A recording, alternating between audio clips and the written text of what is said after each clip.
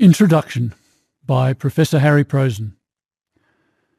Professor Prosen begins his introduction with a quote from Professor Anthony Barnett, zoologist, author and broadcaster, who said in 1983, quote, "In the whole of written history, there are only 2 or 3 people who have been able to think on this scale about the human condition." End of quote. The truth is, I am inadequate to write this introduction, but everyone is, so I'll do my best. Firstly, to immediately put into context the fabulous significance of what Australian biologist Jeremy Griffith has achieved with this book, it delivers the breakthrough biological explanation of the human condition, the holy grail of insight humans have sought for the psychological rehabilitation of our species.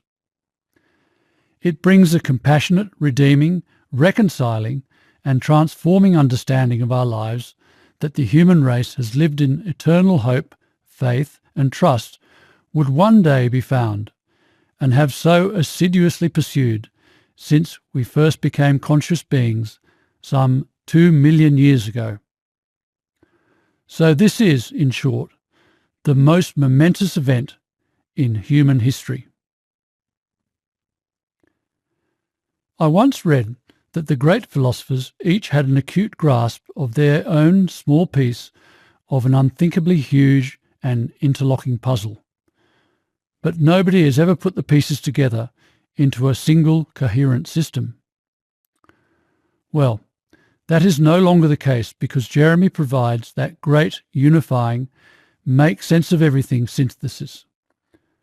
For not only does his treatise explain the human condition, our species' capacity for what has been called good and evil in chapters 1 and 3, his ability to plumb the great depths of this most foreboding of all subjects has meant that he has also been able to provide the fully accountable explanation of the other great outstanding mysteries in science, of the meaning of human existence, chapter 4, the origin of our unconditionally selfless moral instincts, chapters 5 and 6, and why humans became conscious when other animals haven't, chapter 7.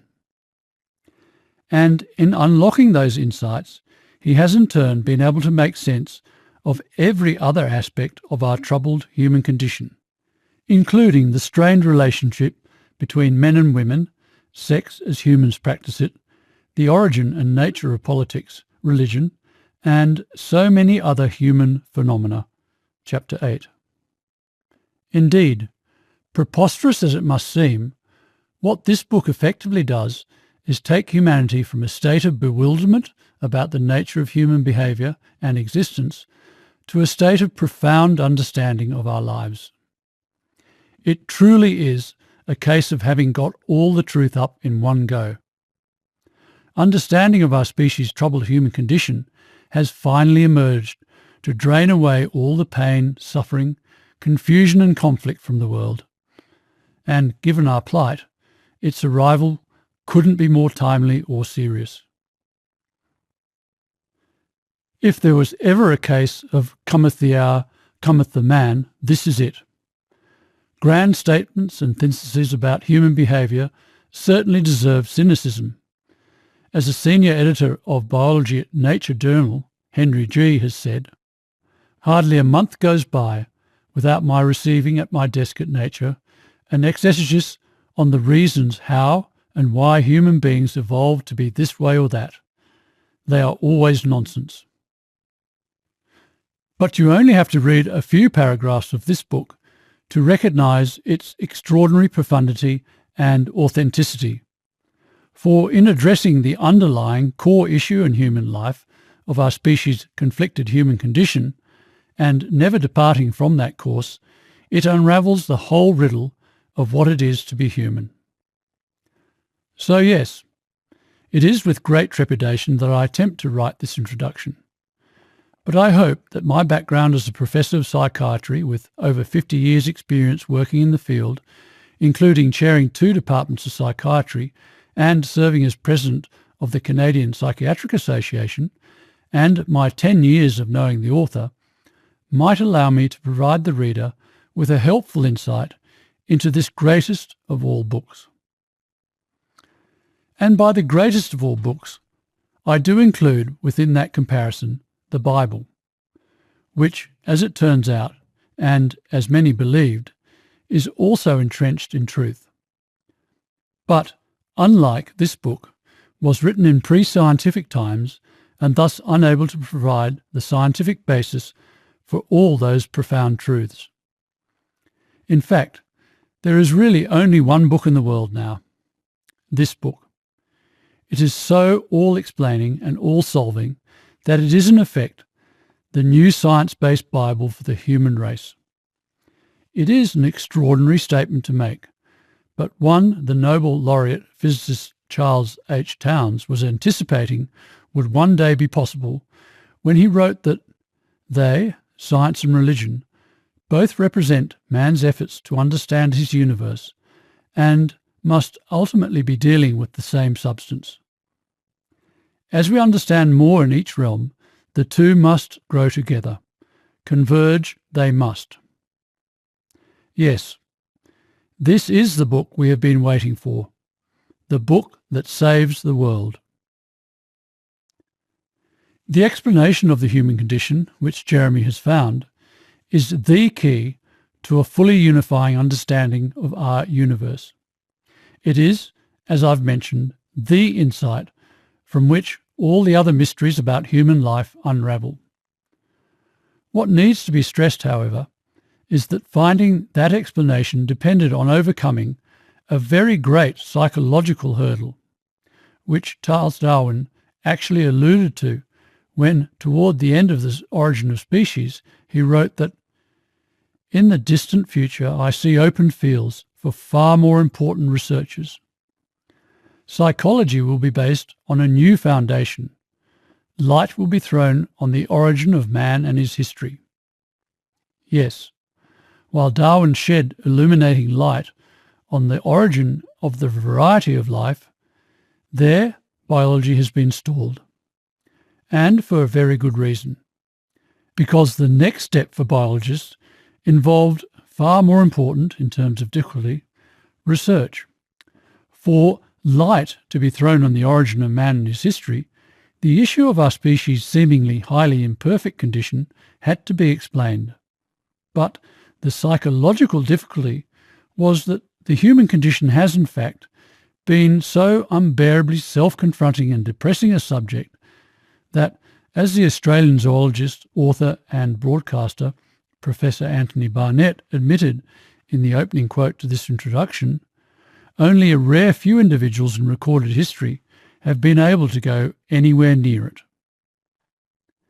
Indeed, as Jeremy explains in chapter 2.4, the fundamental reason science has been what is referred to as reductionist and mechanistic is because it has avoided the great overarching, all-important, but unbearably confronting and depressing issue of the human condition, and instead reduced its focus to only looking down at the details of the mechanisms of the working of our world.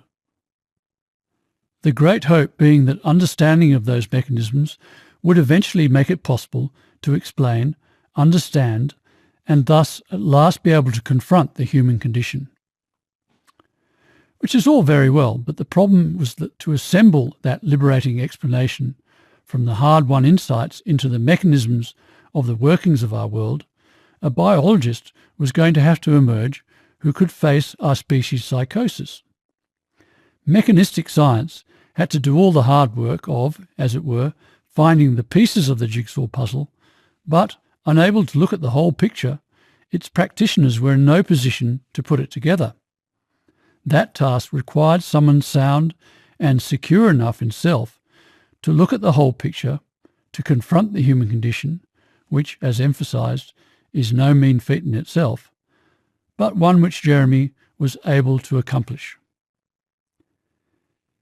In the 1970 book, The Structure of Scientific Revolutions, science historian Thomas Kuhn noted that revolutions are often initiated by an outsider, someone not locked into the current model, which hampers vision almost as much as blinders would.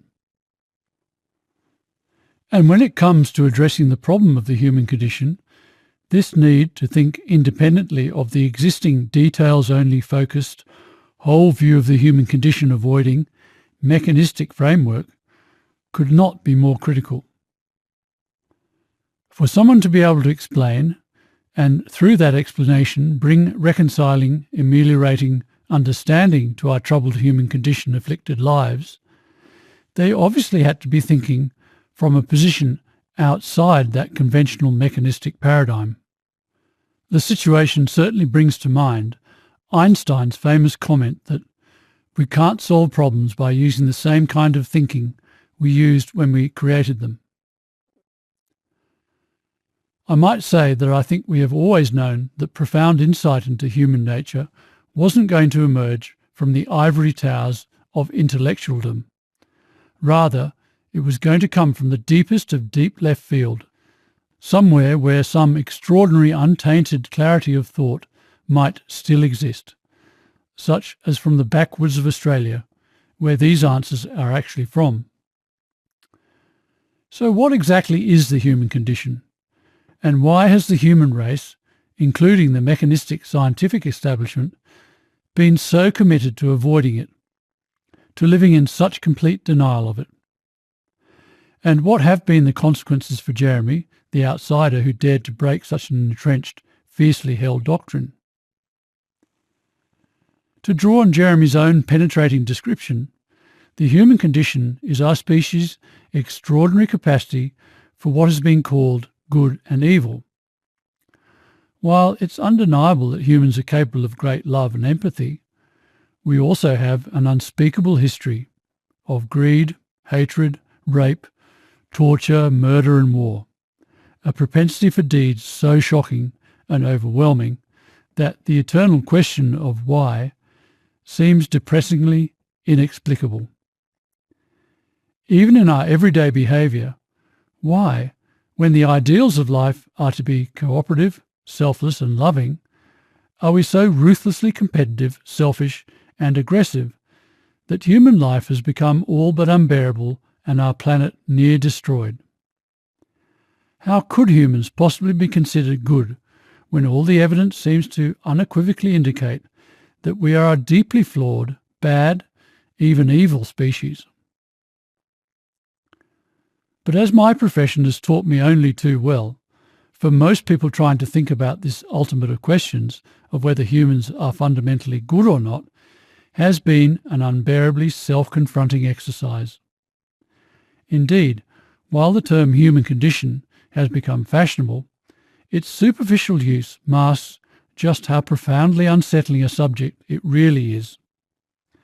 Again, the truth is, the issue of the human condition has been so depressing for virtually all humans that only a rare few individuals in history have been sound and secure enough in self to go anywhere near what the human condition really is.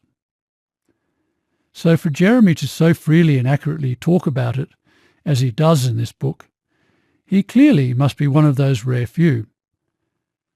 Nurtured by a sheltered upbringing in the Australian bush countryside, Jeremy's soundness and resulting extraordinary integrity, and thus clarity of thought, coupled with his training in biology, has enabled him to successfully grapple with this most foreboding of all subjects for the human mind, of the human condition, and produce the breakthrough, human behaviour demystifying and ameliorating explanation of it.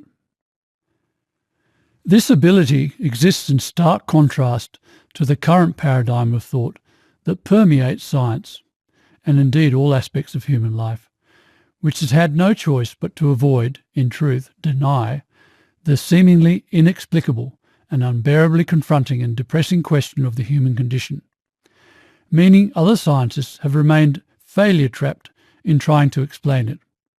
If you can't confront the issue, you're in no position to solve it. In fact, the human condition has been such a fearful, unconfrontable subject that science as a whole has become the purveyor of extremely dishonest theories that seek to falsely account for and thus dismiss our paradoxical nature. As Jeremy explains in chapter 2.11, there cannot be a more dangerous example of this dishonesty than the theory that appears in biologist E.O. Wilson's 2012 book, The Social Conquest of Earth, a theory that evasively trivializes the human condition as nothing more than selfless instincts at odds with selfish instincts within us. Given we haven't been able to acknowledge the immense role denial of the issue of the human condition has played in human life, because obviously we couldn't be in denial and admit we were in denial, I am going to, with Jeremy's permission, preemptively employ some frightfully accurate references and quotes, including Jeremy's clarifications and interpretations within the square brackets in the quotes, that appear in this book to illustrate just how terrifying the human condition has been for virtually all humans, and thus why humanity, including its scientific fraternity, has had to live in almost complete denial of the subject. Yes, ours has been a culture of such pervasive dishonesty that it became nearly impossible for the real, human race liberating, biological explanation of the human condition to be unearthed. The most famous account ever given of the human condition actually forms the centerpiece of Plato's most acclaimed work, The Republic, in which humans are metaphorically depicted living as prisoners in a dark cave deep underground. So fearful are they of the issue of the imperfection of their lives that the sun has the power to reveal. As Plato wrote, I want you to go on to picture the enlightenment or ignorance of our human conditions somewhat as follows. Imagine an underground chamber, like a cave with an entrance open to the daylight and running a long way underground. In this chamber are men who have been prisoners there. Plato described how the cave's exit is blocked by a fire that corresponds to the power of the sun, which the cave prisoners have had to hide from because its searing, painful light would make visible the unbearably depressing issue of the imperfections of human life.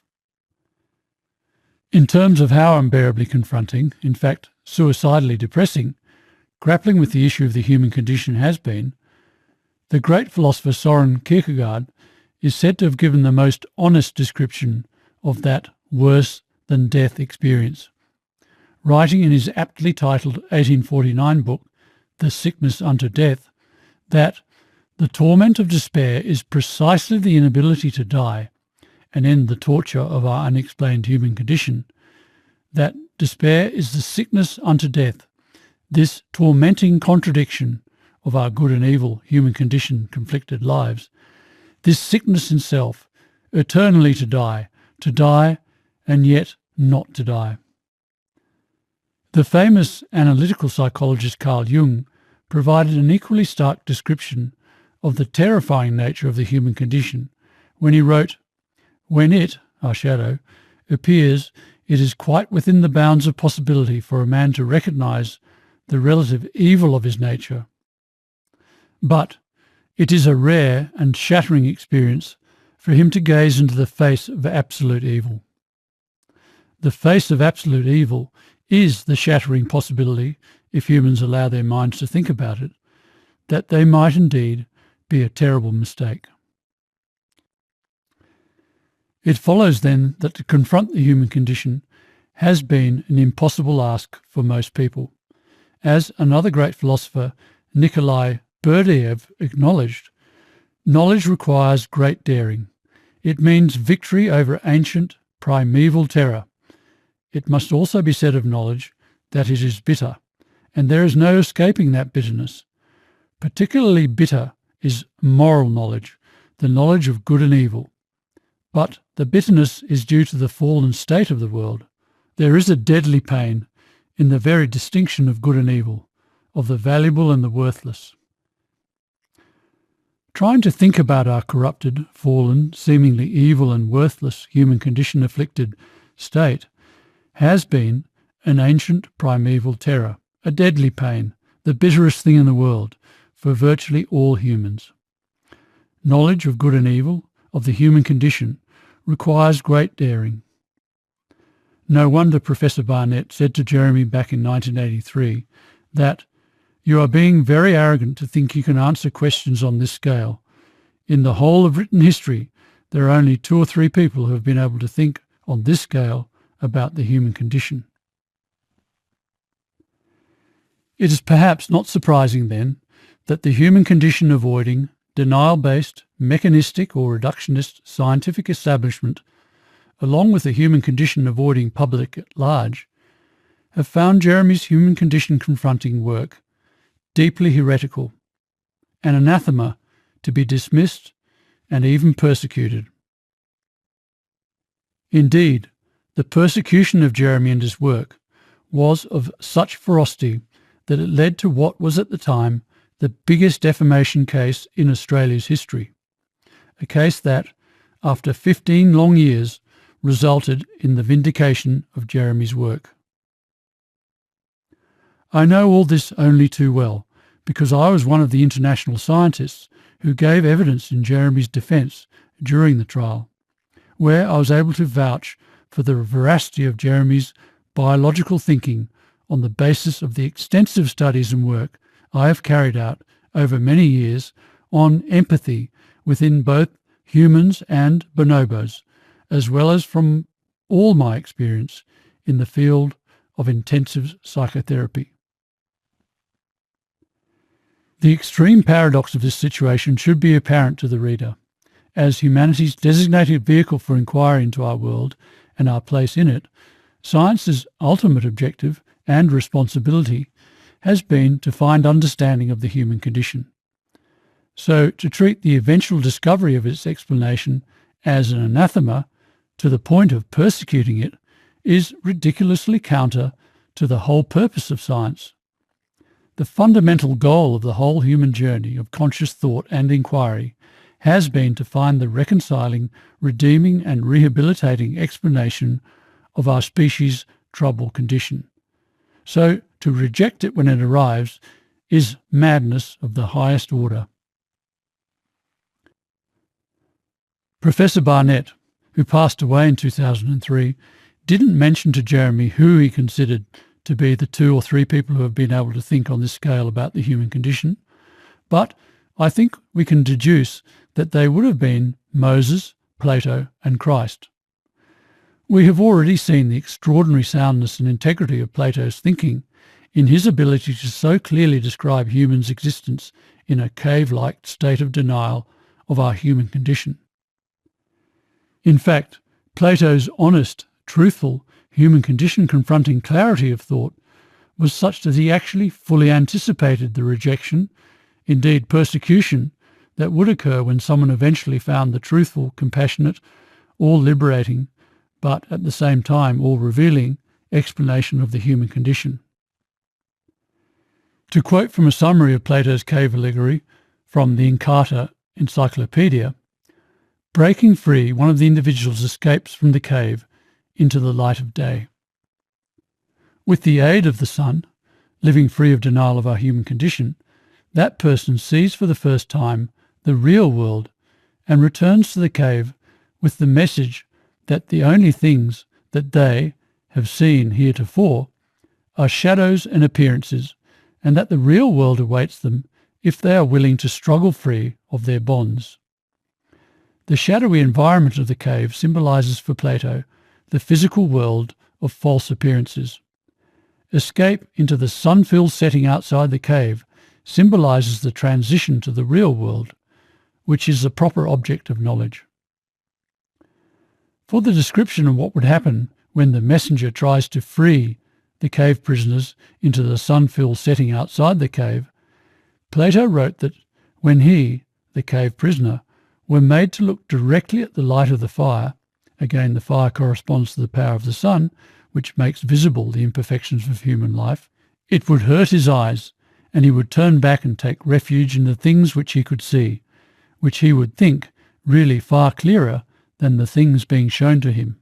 The mechanistic scientific establishment would prefer its human condition avoiding, dishonest theories.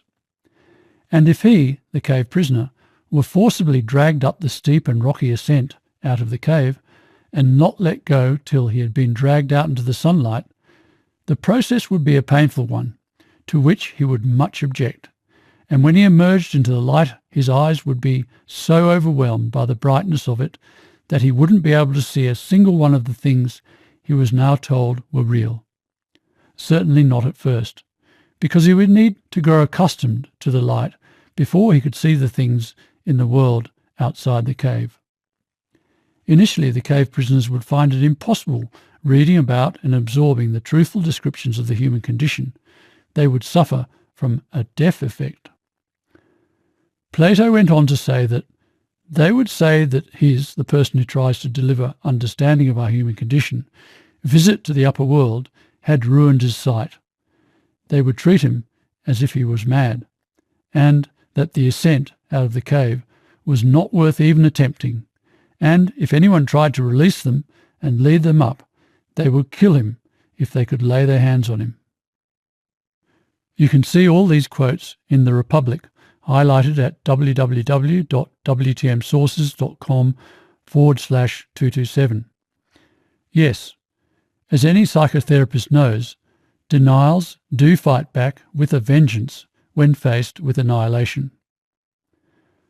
Of course, in today's civilized world, more subtle means of eliminating threats to the mechanistic, human condition avoiding, denial-based cave existence were employed in the campaign of persecution against Jeremy for being the person who escapes from the cave into the light of day and then dragged humanity out into the sunlight.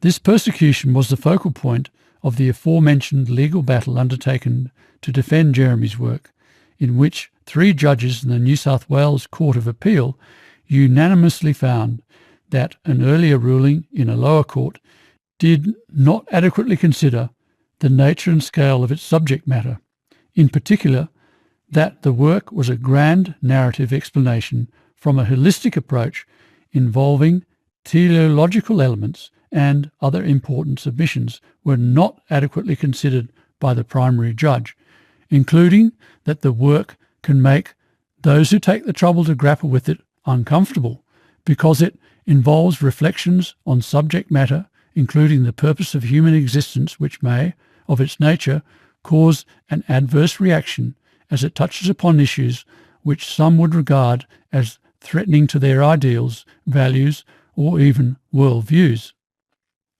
For details of the persecution and court case, including this vindicating ruling, see humancondition.com/persecution.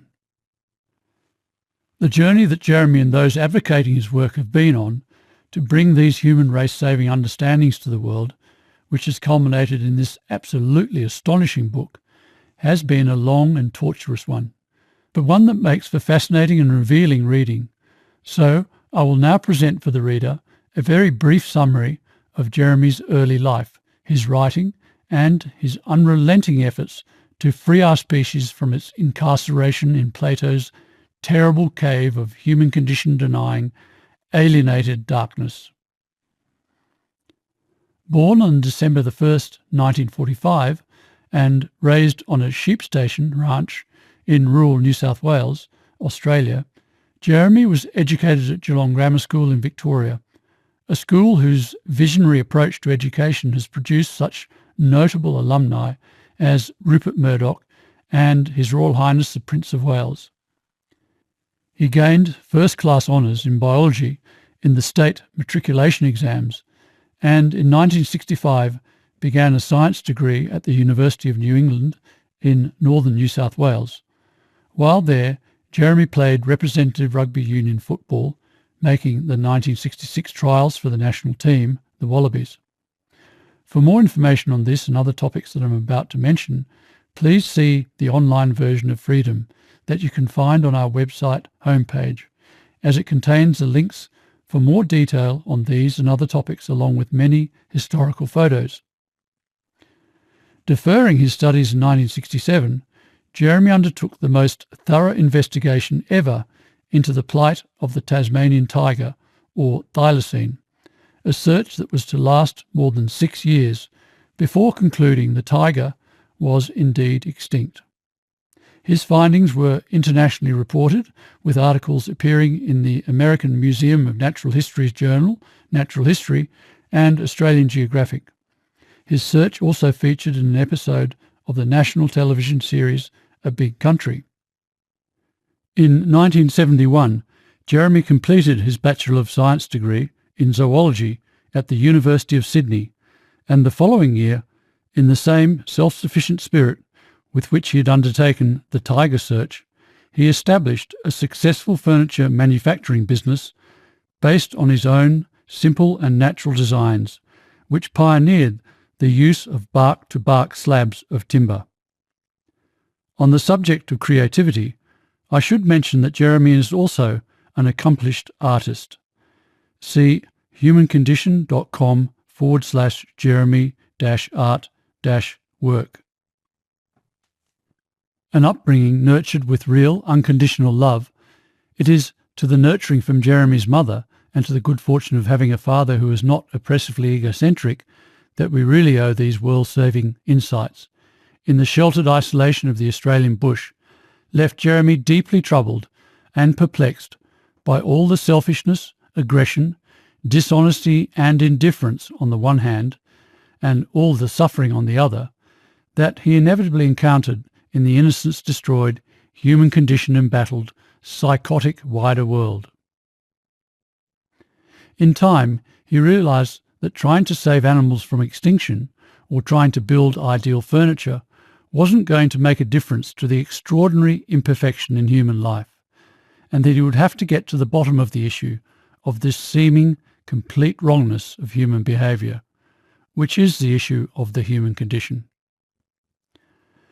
And so it was, while building his furniture business, that Jeremy first began to write down his ever-developing thoughts about the problem of the human condition.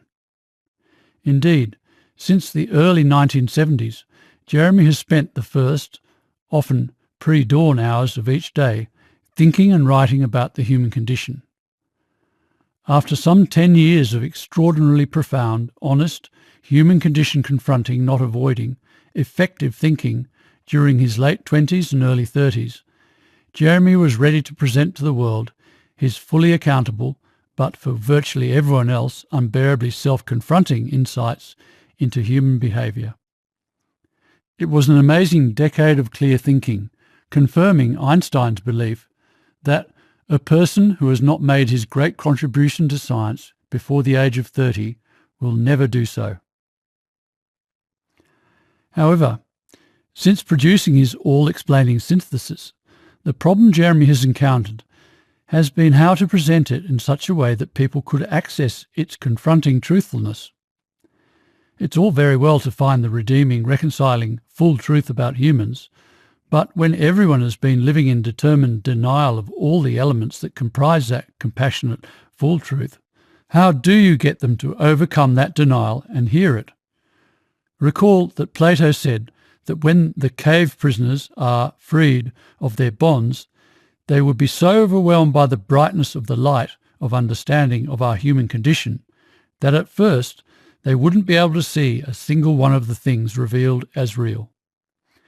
It is Jeremy's journey to find a way to overcome this difficulty that reading about the human condition initially causes that has led to this presentation of his synthesis in freedom.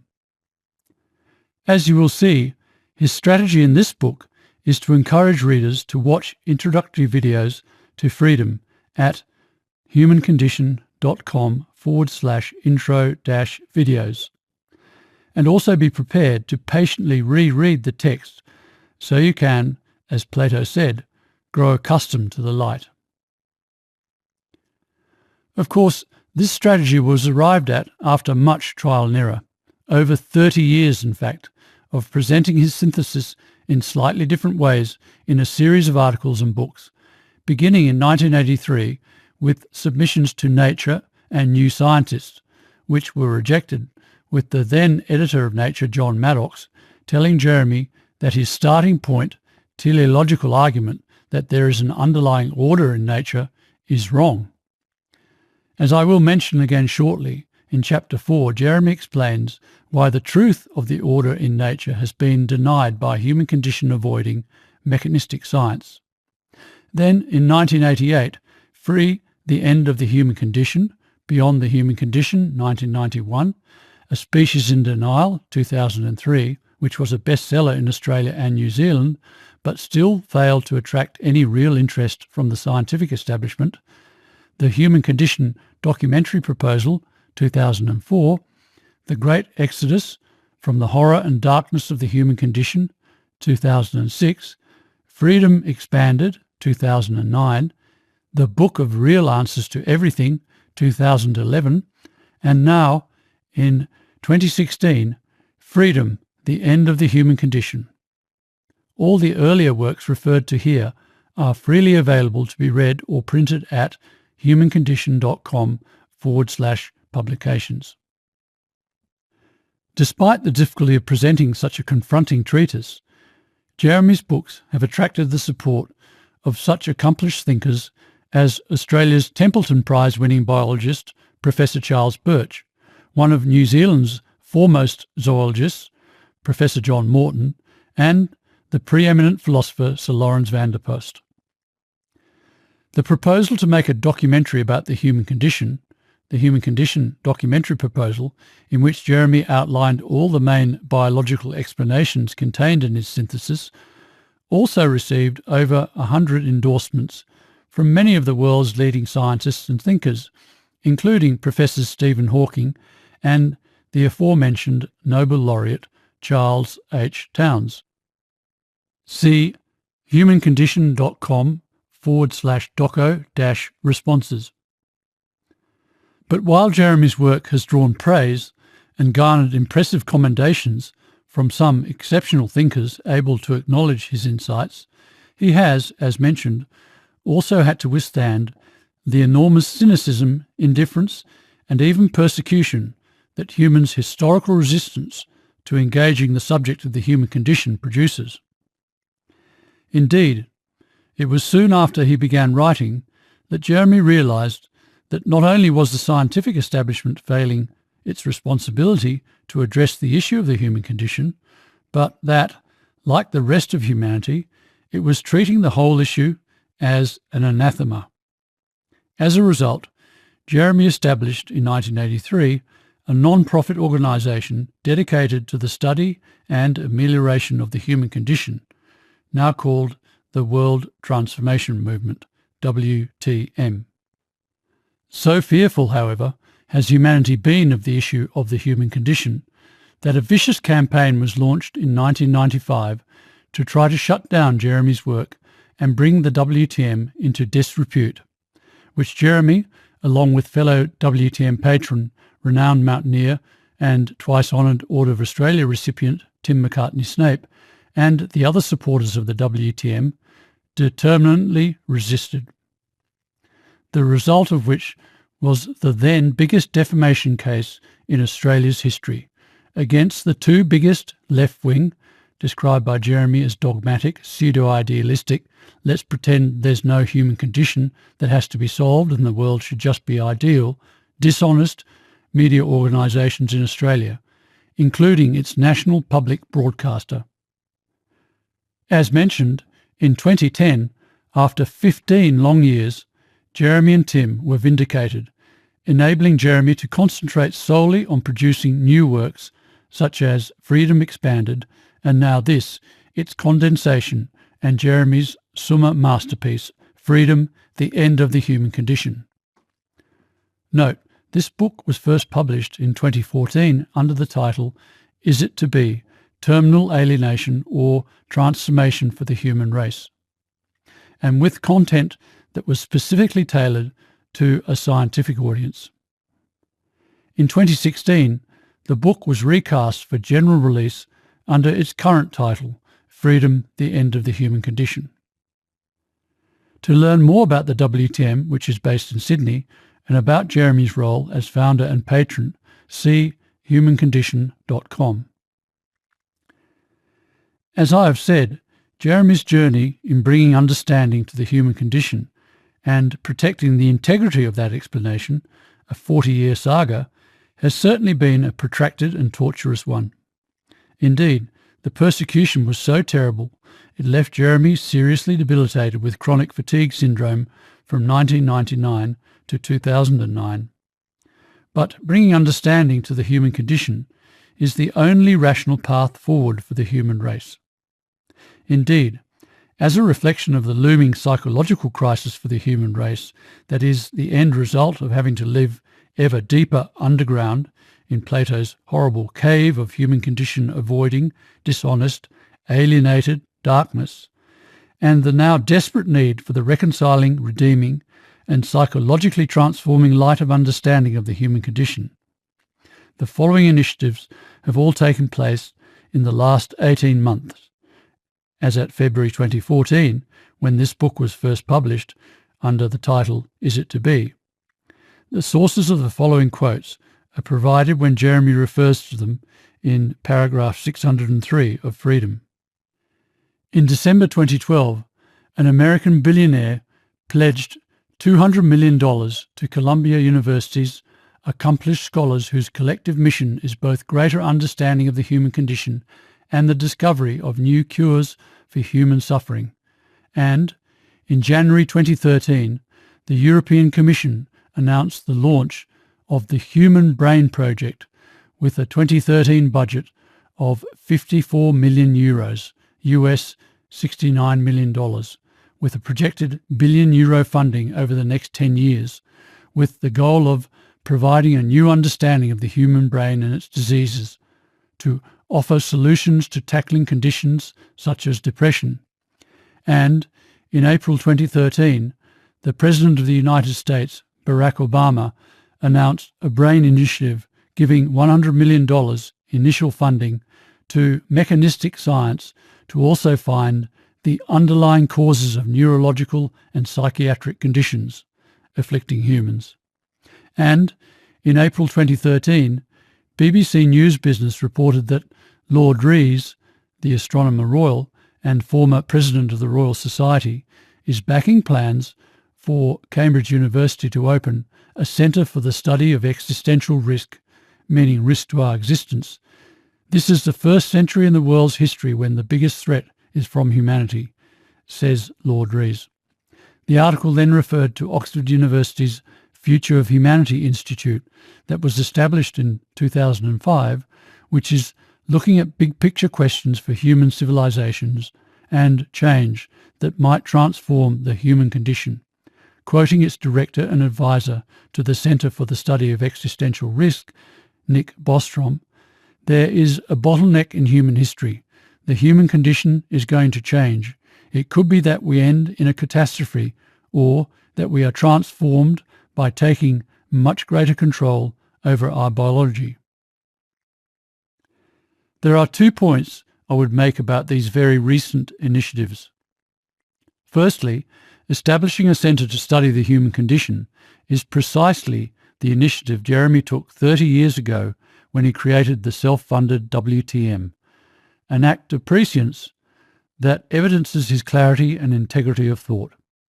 The WTM even has the now much sought-after domain name humancondition.com. Secondly, while the fastest growing realization in the world has to be that humanity can't go on the way it is going, indeed, as Bostrom said, the great fear is that we are rapidly approaching an endgame situation, a bottleneck in human history, where the human species is either transformed or we end in catastrophe. And so these initiatives are admirable in their goal to address the underlying, real problem afflicting the human race of the human condition. They are still attempting to do so from the same old reductionist, mechanistic position, which, as Jeremy explains in Chapter 2, is an approach committed to avoiding the real psychological nature of the human condition, and as such is self-defeating. It is doomed to fail. An opinion piece by Benjamin Y. Fong of the University of Chicago that was published in the New York Times in 2013 made this very point. The real trouble with the Brain Initiative is the instrumental approach. Such biological reduction is intent on uncovering the organic cause of mental problems rather than looking into psychosocial factors. By humbly claiming ignorance about the causes of mental problems, neuroscientists unconsciously repress all that we know about the alienating, unequal, and dissatisfying world in which we live and the harmful effects it has on the psyche, thus unwittingly foreclosing the ability to alleviate mental disorder. To summarise what Fong has said here and elsewhere in his article, mechanistic reductionist science's synthetic focus on the organic rather than the psychological nature of our problems can only end in denying humans the possibility of self-transformation. It is only Jeremy's approach of confronting the real, psychological nature of the human condition that could hope to find, and now has found, the reconciling and human race transforming understanding of the human condition. And yet it is his approach that has been treated as heretical and anathema and a threat by the mechanistic scientific establishment. My sincere hope, however, is that with our species' predicament now so dire, the scientific establishment will finally acknowledge and support Jeremy's human race-saving insight into the human condition, and the other critically important insights made possible by his power to unravel our species' psychosis. I want to emphasise what I've just said. The desperation to solve the human condition that is apparent in the sudden emergence of all these admirable yet ultimately futile multi-million dollar supported brain initiatives evidences just how dire our situation is, just how close humanity is to the end in catastrophe, cornered, bottleneck, end-play situation of terminal alienation. And since Jeremy's psychosis confronting, solving and transforming insights into the human condition are all that can save humanity from this fate, this book is all that the human race has standing between it and extinction. That is how important this book is, and why science must now recognise the substance and truth it contains. And I should point out that not only has Jeremy's work been treated as heretical by mechanistic science because he dares to look at the real psychological nature of the human condition, it has also been resisted because of the two reasons referred to in the ruling by the aforementioned 3 judges of the New South Wales Court of Appeal. Firstly, rather than being a more mechanistic and less thinking-dependent, deduction-derived theory, Jeremy, like Darwin did with his theory of natural selection, puts forward a wide-ranging induction-derived synthesis, a grand narrative explanation for, in this case, human behaviour, an approach, incidentally, that led to both Darwin's and Jeremy's work being very wrongly criticised by some for not presenting new data and a testable hypothesis, and even as not being science at all. Secondly, Jeremy's enormously knowledge-advancing, and science literally means knowledge, derived as it is from the Latin word scientia, which means knowledge, thinking is based on a holistic approach involving teleological elements. As Jeremy beautifully explains in Chapter 4, the reason that the fundamental truth of the teleological holistic purpose or meaning of existence, of developing the order or integration of matter into ever larger and more stable wholes, atoms into compounds, into virus-like organisms, into single-celled organisms, into multicelled organisms, etc., has been denied by human condition avoiding mechanistic science, is because it implies humans should behave in an ordered, integrative, cooperative, selfless, loving way. The fundamental truth of holism, which literally means the tendency in nature to form wholes, confronts humans with the unbearable issue of the human condition, the issue of why don't we behave in an integrative, cooperative, considerate of others, loving way. As Jeremy explains in Chapter 4, this order of matter developing, integrative process, direction and meaning of existence is a truth we have been so fearful of, we have personified it as God. Jeremy once sent me a feature article that was syndicated in the weekend magazine of two of Australia's leading newspapers about the extraordinarily enlightened Australian biologist Charles Birch, who was the head of the biology faculty at Sydney University when Jeremy was a student there, which I will quote because it describes the treatment that has been given to any scientist who dared to recognise the teleological holistic purpose or meaning of existence. Titled Science Friction and written by journalist Deirdre Mackin in 1991, the article referred to an emerging group of scientists who are bringing about a scientific revolution and monumental paradigm shift in science because they have dared to take a holistic approach and are thus being seen by the scientific orthodoxy as committing scientific heresy. The article said that these scientists, such as the physicist Paul Davies and biologist Charles Birch, who are not afraid of terms such as purpose and meaning, are trying to cross the great divide between science and religion, adding that quite a number of biologists got upset about this new development because they don't want to open the gates to teleology. The idea that there is goal-directed change is an anathema to biologists who believe that change is random. The article summarised that the emerging clash of scientific thought has forced many of the new scientists onto the fringe. Some of the pioneers no longer have university positions. Many publish their theories in popular books rather than journals. Others have their work sponsored by independent organisations. Universities are not catering for the new paradigm. While Jeremy gained a Bachelor of Science degree at a conventional university, he didn't continue his studies there to gain a PhD, and he has published his theories in popular books rather than journals. But, as this article points out, the very good reasons for pursuing that autonomous path is that universities are not catering for the new paradigm. In fact, as I mentioned, Jeremy had to create an independent organisation to study the human condition from a truthful, non-mechanistic, teleology recognising base.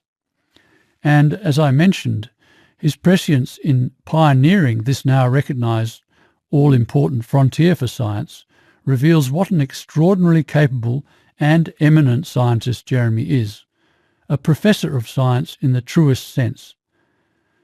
Thomas Kuhn was certainly right when, as I mentioned earlier, he said that revolutions are often initiated by an outsider, someone not locked into the current model, which hampers vision almost as much as blinders would.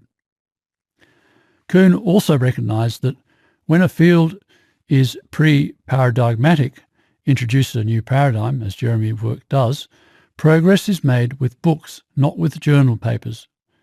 And I might point out that just as Jeremy has had to do to create a revolution in science, Charles Darwin was a lone genius working from his country home without any official academic position.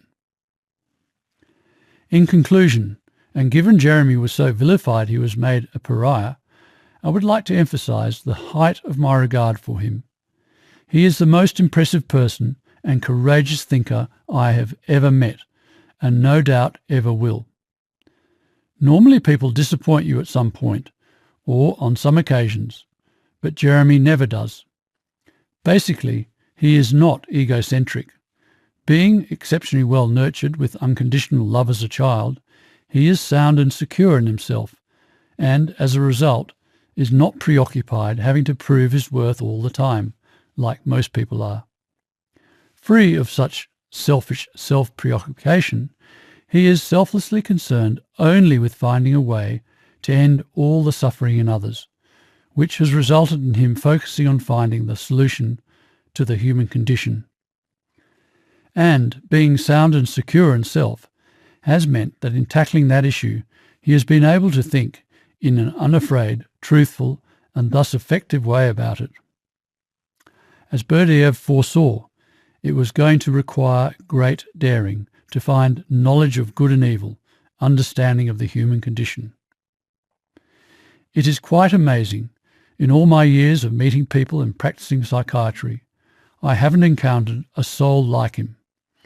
He is one of those incredibly rare individuals, a person of intellectual rigour and personal nobility, who has the capacity to be completely honest without a personal bent. When you are with him, you can feel his passion for the truth, which he embodies. Indeed, meeting Jeremy as I did after reading so much of his work, I realised that he lives 100% in the world that he writes about, an immensely inspired, childlike, zestful, enthralled with all of life, truthful world where the human condition is at all times being addressed and understood. Unlike everyone I've ever come across, for whom discussion of the human condition is so extremely difficult, almost impossible one might say, when you talk to Jeremy about the human condition and the biology surrounding it, the world changes. Everything seems possible. Biology makes sense. Logic, simple and obvious truth, replaces overcomplicated intellectual scientific downright rubbish, the vast majority of it. Indeed, science, and biology in particular, is so saturated with evasive, dishonest denial that the denial-free world of understanding that Jeremy introduces us to is so new it is akin to having to start your education all over again. Jeremy's capacity for unerring and unrelenting honesty is literally staggering, but, as you will see, it is always accompanied by understanding. His is no feel-good, guru-like false prophet form of totally dubious and ephemeral help for humans' troubled lives, but a get-to-the-bottom of all the problems, truthful, real, insightful, ameliorating love that the world has been so in need of. And thankfully, right through all the vehement resistance that he has faced and overcome in the last 30 years of his life, which took him near to death, Jeremy never gave up his responsibility that he saw right from the early years of his completely nurtured with love upbringing to deliver the understanding of human nature that would end all the suffering in the world. Since coming across Jeremy's work 10 years ago and realising its enormous world-saving significance, I've kept one of his pieces of writing with me at all times. Having these insights into what it means to be human brings such clarity and change to everything that staying in close contact with them in a world that is so distressed and psychologically crippled brings me relief, security and optimism for the future like nothing else I've ever encountered. Jeremy is the ultimate psychotherapist, the psychotherapist for psychotherapists. In fact, all the great theories I have encountered in my lifetime of studies of psychiatry can be accounted for under his explanation of human origins and behaviour. I want to emphasise that Jeremy does describe the world exactly as it is, with all its imperfections. But just as he describes all the horror of the world, he also provides the insight into our condition that makes possible the only real hope, optimism and downright out-of-your-skin excitement for the future of the human race and our planet. A transformational experience Jeremy introduces us to in Chapter 9. Indeed, while the overall significance of this book is its ability to transform the reader, and thus the human race, by presenting the most relieving, uplifting and positive story ever told about humans, the explanation of the human condition in Chapter 3, which is summarised in Chapter 1, is so amazingly accountable, insightful and relieving that it alone will transform you. Yet be warned. While ever hopeful, humans are also great skeptics when it comes to the prospect that anyone could ever actually get in behind what the human condition really is, and from there explain and expose everything about us, which means that what typically occurs when someone begins reading this book is that they're expecting it to be like any other, that at best it will only allude to the human condition, rather than going right into and down to its depths. The result of this skepticism and underestimation is that when someone starts reading this book, they usually progress further and further into a state of shock until they are, as author Ian Fraser acknowledged in his comment at the very beginning of the book, staggered into silence. Even, as Plato warned, finding the book so overwhelming, they aren't able to see a single one of the things they are now told are real. Importantly, however, this stunned, deaf-effect situation can, as I mentioned earlier, be overcome by patient rereading of the text and, most helpfully of all, by having Jeremy reassuringly escort you through this historically forbidden realm in his introductory videos to freedom at humancondition.com/intro-videos. Both actions will allow you to, as Plato said, grow accustomed to the light. This is a fabulous but naturally initially difficult paradigm shift you will be making to a transformed, human condition-free world. The importance of the ideas in this book is immeasurable. The depths they enable us to reach in understanding ourselves and our world is bottomless.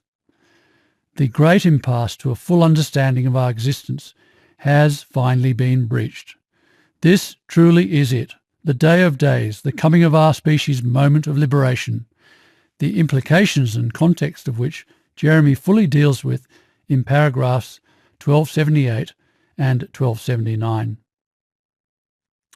I am so very, very fortunate to have spent time with Jeremy and to have spoken with him almost fortnightly for 10 years. However, it is not who Jeremy is, but what he has done that is so important. And in this regard, I commend this book to you with all my mind, heart and soul. You are in for an absolute feast of knowledge, insight, and ultimately love like you could never have imagined. I'm very grateful to Fiona Cullen-Ward and Tony Gowing at the WTM for their assistance in preparing this introduction. Harry Prosen, Wisconsin, USA, 2014.